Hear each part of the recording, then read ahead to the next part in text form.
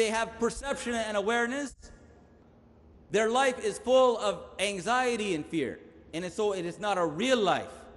None of us desire that life. We desire a quality of life. We want a quality of life where we can have peace in our hearts and tranquility, happiness. That's the real life that we desire.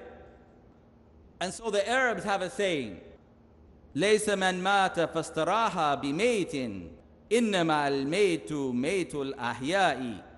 He who has died and is at rest is not truly dead.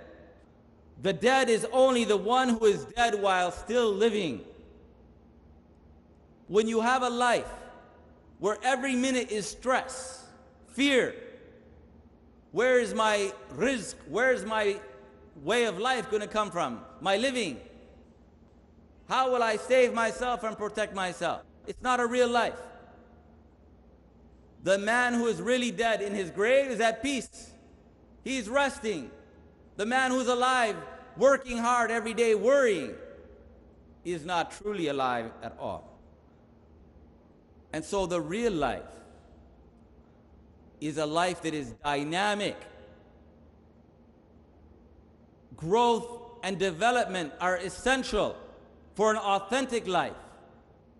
Awareness and perception, intelligence are all essential for a quality of life. Having peace and tranquility in the heart. And that comes from the knowledge of al-hayat, al-akhrawiyya, al-akhirah, khayrun wa abqa. The life to come is better and it will remain forever. If I have to suffer in this world, if I endure poverty, hard work, fear, but I know that this is not the end, but Allah has for us justice for the oppressed in the life to come. If I cannot achieve fairness and justice in this life, Allah will make sure that I receive that in the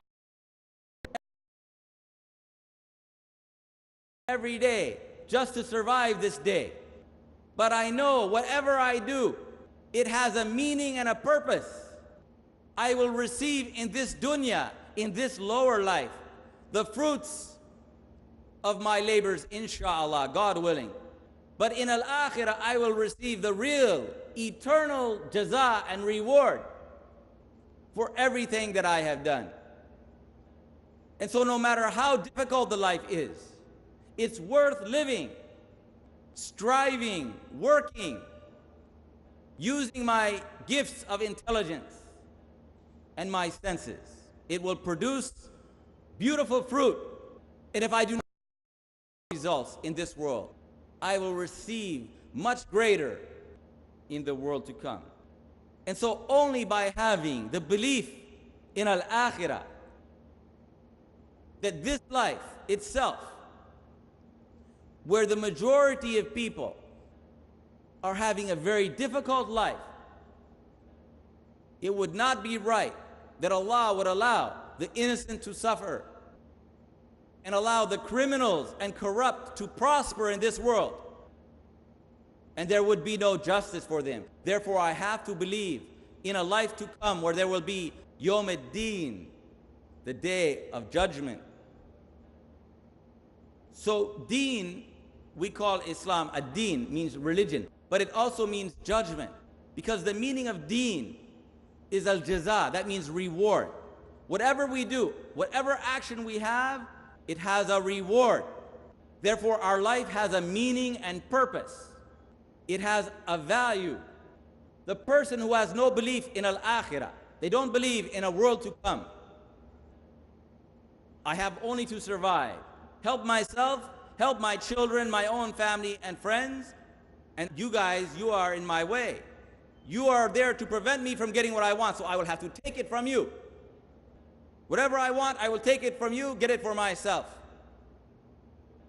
That's the life of no meaning and purpose. But ad-Din means there is a value for every action, because I will choose my action based on it producing results in this world and in the world to come. And so the real authentic Muslim life is a life of value, where every choice I have to think, do I do this action? Is it good or bad? Right or wrong? So what is then the authentic Muslim life? The Prophet ﷺ told us, who is the Muslim? Al-Muslimu man salima al-Muslimuna min lisanihi wa yadihi wal-mu'minu man aminahu an-nasu ala dima'ihim wa amwalihim. The Muslim is the person from whom the Muslims are safe. They're safe from his tongue and from his hands. That is, the Muslim is not a source of harm for other people, but the Muslim is a source of good for mankind. As the Prophet said, sallallahu alaihi wasallam, "Khairun nas anfa'uhum lin-nas." The best people are the ones who are a benefit to other people. That is, your life is a benefit to your community. And the mu'min, the person of iman, is the person to whom other people will trust him with their lives and with their property. This is the real Muslim as defined by the Prophet and the real believer. You are a source of good. People will not be abused by your tongue or by your hand. You will use your mouth to speak good, or you will be quiet. If you really believe in Allah on the last day, then speak good or else be silent, as the Prophet said, sallallahu alaihi wasallam, peace be upon him. And you will be a benefit to people. The real believer will be trusted by human beings. Everybody will know that's a trustworthy person. My life is safe with that man. My property is safe with that woman, because they are real Muslims. So the Prophet ﷺ, who was he? Before the Quran was revealed, before one ayah was revealed to him, he was living in his community. How long? 40 years living among his people. And in Mecca, at that time, if you said to people, where is Al-Amin? They will point you to whom? They will point you to Muhammad. He was known as the trustworthy one. Now I want you to think about the life of the Prophet Muhammad ﷺ. Before one verse of the Quran was revealed, what was his way of life? What was his business? He was a merchant. He was dealing with other people's money. This is the most dangerous money in the world. When you have other people's money in your trust, what happens? Unfortunately, oh, I'm so sorry, brother, the money is lost, it's gone. Somebody trusts you. Brother, take this money, put it in your business for me. Let me have the profit. You come back to them, oh, sorry, brother, all the money is lost. It's all gone. Inna lillahi wa inna ilayhi raji'un. All of us are from Allah and we're returning back to Allah. But the real Muslim, the real mu'min, is the one who you can trust with your money and your life. And so the Prophet ﷺ was Al-Amin. He was trustworthy. And his reputation, his community was the highest reputation before he ever spoke with his lips one word of the Quran. So we think now we are Muslims because we have the Quran, yet we can't be trusted. If we are really Muslims, people will say, I'm glad that Muslims live in my neighborhood and in my community. They're the people who will keep us safe and secure. We know we will always receive benefit and good from them, and we will not be harmed by them. They're good citizens, good neighbors. Those are the real Muslims. But instead, no. We keep away from everybody. We keep to our own people. If we see the non-Muslim, we will treat them harshly. How did the Prophet ﷺ treat them? Think about it. How did he treat the non-Muslims? He was the Prophet, Rasulullah, the Messenger of Allah. He would make sajda in front of the Kaaba, bowing his head. They would throw the trash on his back. They slaughtered the camels, and they took the guts of the camels and they threw it in buckets on top of him. Sallallahu alayhi wasallam. What did he do? Did he harm them? Did he say a bad word to them? Did he lift a hand toward them? This is the Prophet of Allah. At that time he had no power.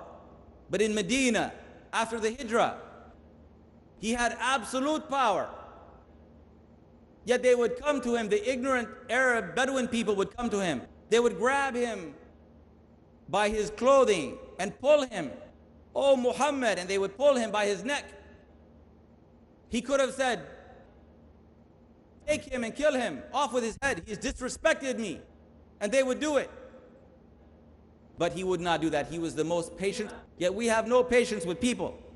We think we are superior to everyone. And we treat people rudely and with contempt. We do not take the Prophet ﷺ as our example and model of conduct. We cannot be trusted in word or in deed. And this is not the real authentic Muslim.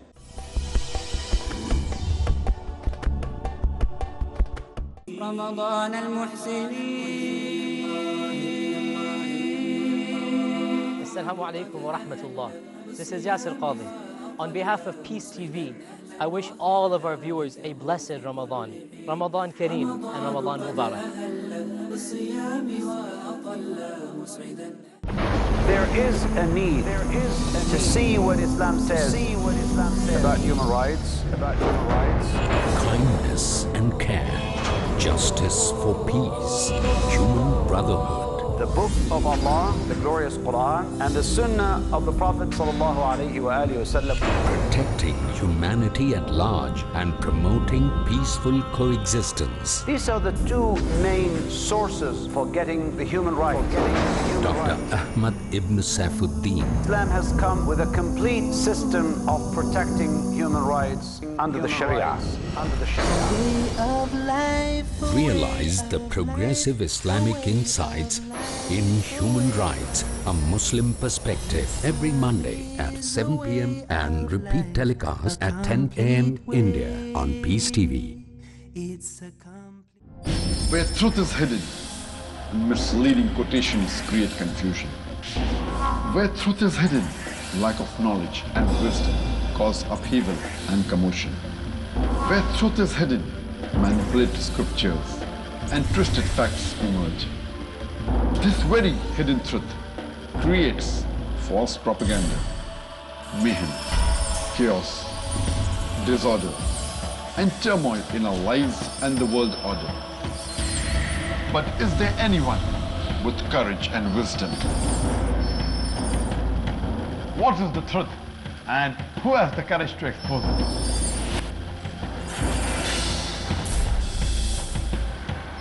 Because it's your right to know the truth. Watch Truth Prevail and Lies Perish in Truth Exposed by Dr. Zakir Naik, next on Peace TV.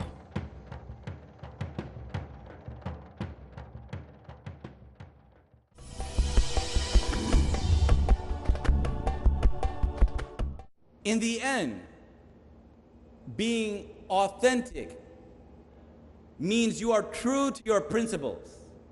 Something in Arabic, they say it's asli, means it's authentic, it's the real thing. It means you live your life in harmony with your beliefs. Your heart is alive with faith, and so you live it every day to the best of your ability. It doesn't mean you never make a mistake and you are 100% at all times and places perfect. But the living heart sends the blood throughout the body, and the body grows and develops.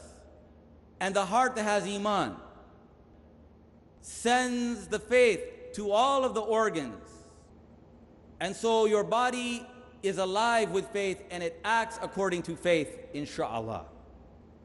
And so the authentic life, the good life, is a life where you are true to the higher purpose which Allah Almighty has revealed to you in the Quran, and which was exemplified in the life of a Nabi, the Prophet Muhammad sallallahu alayhi wasallam. May Allah's blessing and peace be upon him.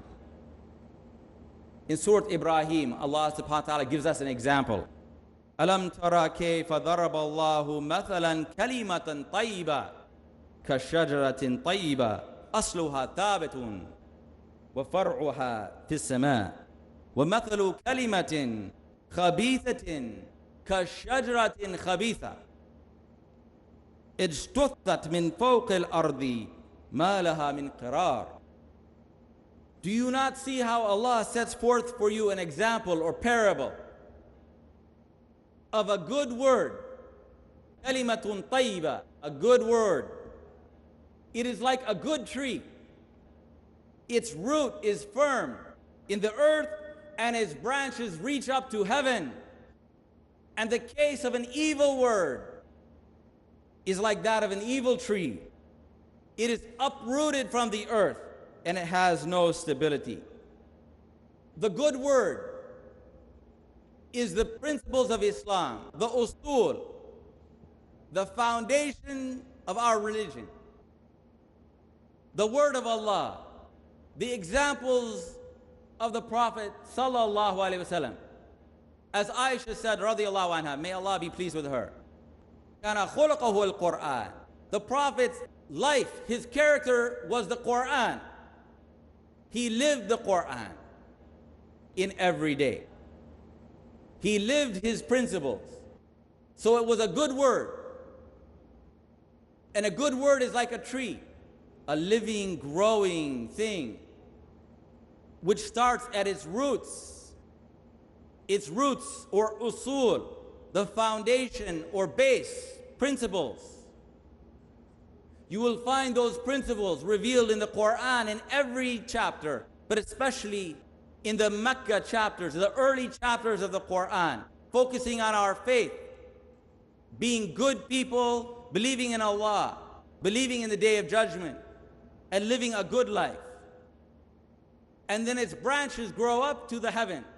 Al-Furu' mean all of the details of our religion, all the details of our salat and fasting, our prayers, our hajj, every detail of Islam are the furu'. They're growing out of the usul, out of the foundations in the earth, rising up to the heavens. And so the good word, it's fruitful. As you take the soil and you nurture the soil and you put on it fertilizer and water, and the plant becomes very firmly rooted in the ground, then it grows up to the sky. But what about the bad word?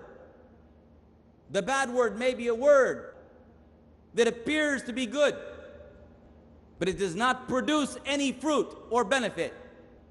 So it has no roots. Its roots are very weak in the soil. So as soon as the wind comes or heavy rain comes, what happens to that tree? It falls right down out of the earth.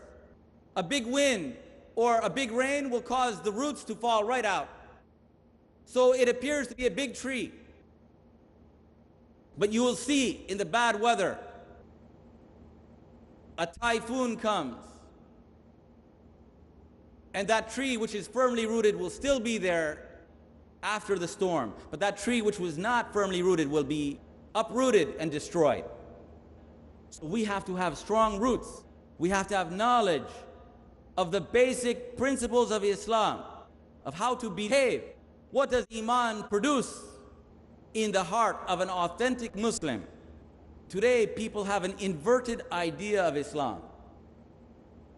When we were very small children, probably we went to learn, and they taught us in the little books of fiqh how we pray, how we fast, all of the actions of a Muslim. This is what we call the furu'. How many rak'at do you pray? All the details of your salat and all of your ibadat. This is what we all learned. But we didn't learn sometimes the usul, the foundation of our religion. We think we can do the furu'. We can pray exactly, perfectly, every salat. But we can be liars or trick people, cheat them, or we can be bad neighbors. We can be rude to people, or we can oppress them and take away their rights. We think we can be Muslims and we are ignorant of the basics of our religion. Every day, from the beginning of the revelation of Quran, the da'wah of Islam focused on these principles. Allah does not need your salat. He does not need your prayer. If you're going to be a corrupt, indecent person, inna salata tanha anil fahsha'i wal munkar. The prayer prevents you from indecent and evil behavior. So if we go and do our prayers, and yet we have not learned the akhlaq and behavior of the true Muslim, then we don't have the real authentic Islam. So people think of Islam as the furu', as the branches of the tree. And they think there's a danger to the tree of the branches. The branches are dying or they're weak. So they want to save the branches. So they decide to go and cut off the roots. But if you cut off the roots of the tree, the branches will always die.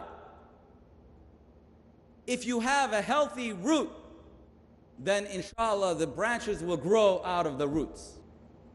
But you cannot have the religion based on the branches and underneath the surface, below the surface of the soil where we cannot see. There's nothing there, or it's very weak and unhealthy. This is the case. Al-kalimat al-khabitha does not produce healthy and stable roots. But the kalimat tayyiba, the good word, produces strong roots, and out of that grow the strong branches. Therefore, we as Muslims must educate ourselves the same order in which the first generation, the best generation, was educated by the Quran and by the Prophet sallallahu alaihi wasallam.